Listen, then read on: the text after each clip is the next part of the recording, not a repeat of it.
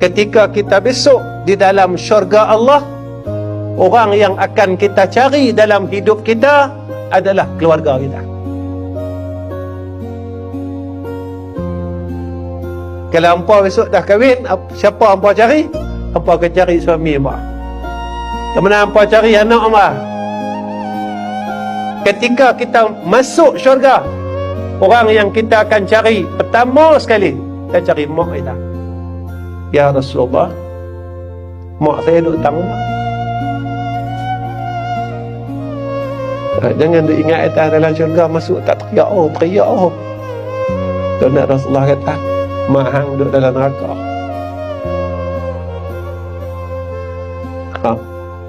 Satu tak teriak kan? Aku dah duduk dalam syurga, aku mampu kan? Macam tu. Dah, tapi jumpa Nabi.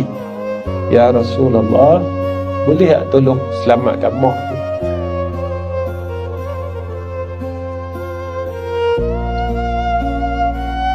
Kita akan cakap dengan Rasulullah,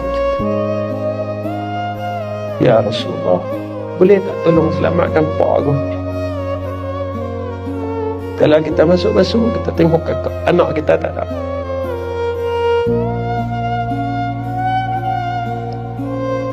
Kita masuk dalam syurga, kita tengok anak kita tak ada. Nabi tanya Rasulullah, ya Rasulullah, anak saya nama ni, saya tak nampak.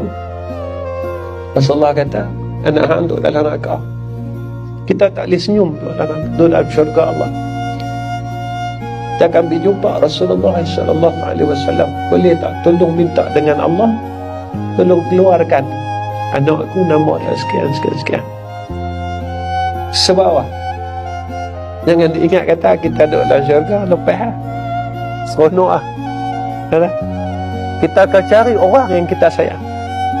Sebab di dalam jannah Allah, apa panggilan yang kita gunakan di dalam dunia ni, yang itulah yang akan kita panggil besok di dalam syurga.